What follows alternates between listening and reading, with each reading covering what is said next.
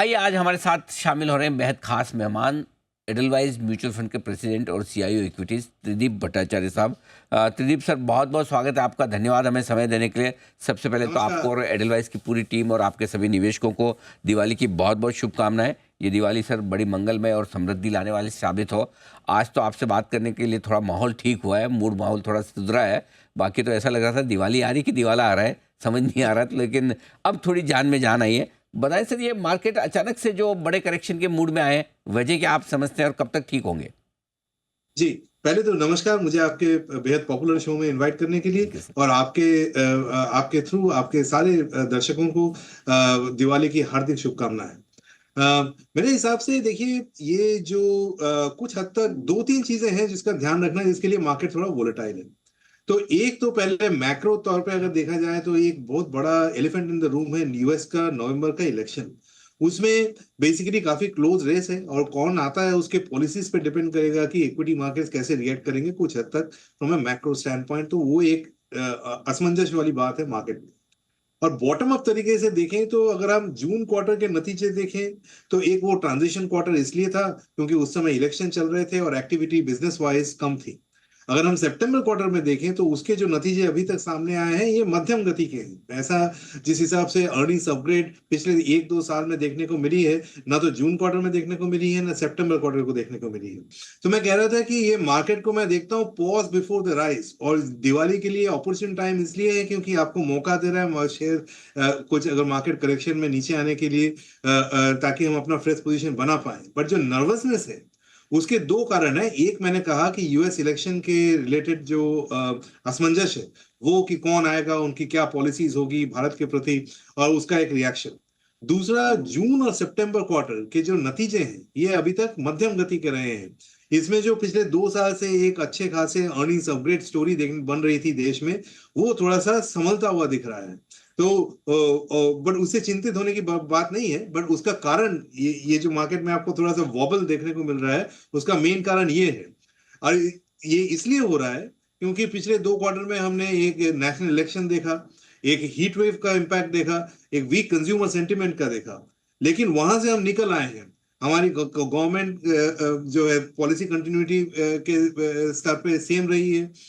Monsoon इस बार के अच्छे हुए हैं। रूरल इकोनॉमी के आसार बेहतर लग रहे हैं। और जो गवर्नमेंट डिसीजन मेकिंग था, जो जून क्वार्टर में रुकी हुई थी और मिडिल ऑफ सितंबर क्वार्टर में शुरू हुई, वो द्रुत गति पकड़ेगी second half of fiscal year 25, मैंने आगे के 6 महीने में।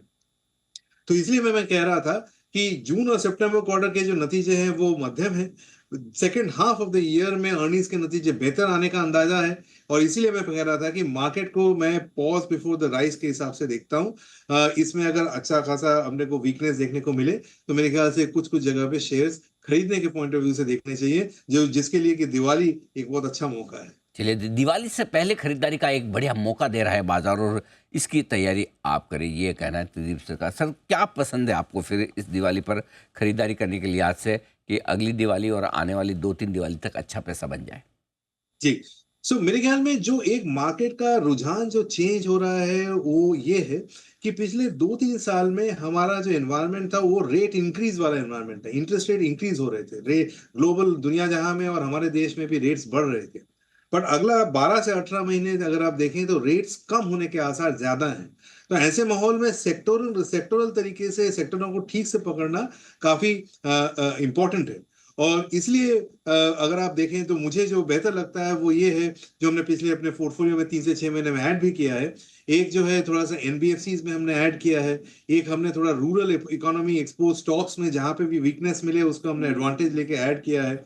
और तीसरा, हमने थोड़ा सा रियल एस्टेट में ऐड किया है क्योंकि मुझे लगता है कि अगर रेट्स कम होंगे तो रियल एस्टेट साइकिल एक द्रुत गति पकड़ेगी, जो कि इन्वेस्टर्स के लिए अगले 1 साल 2 साल के लिए काफी बेहतर होगी।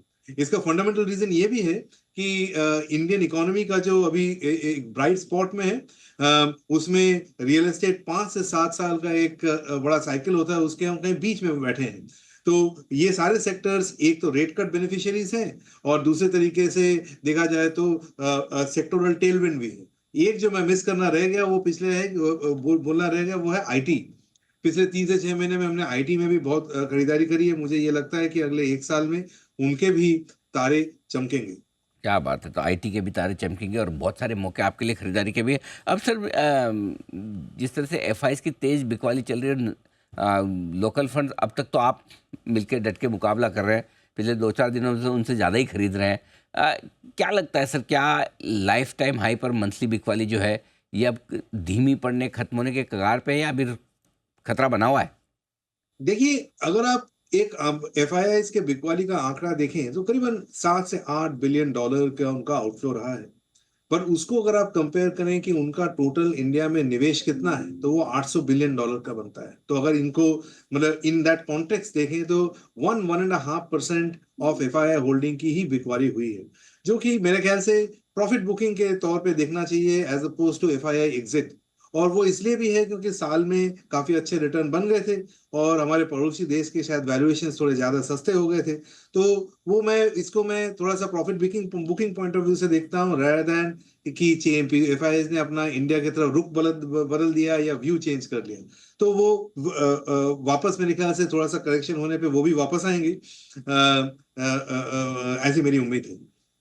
बिल्कुल ठीक बात है।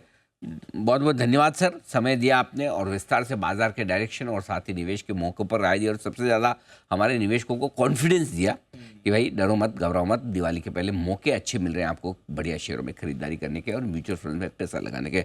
धन्यवाद त्रिदीप सर। नमस्कार।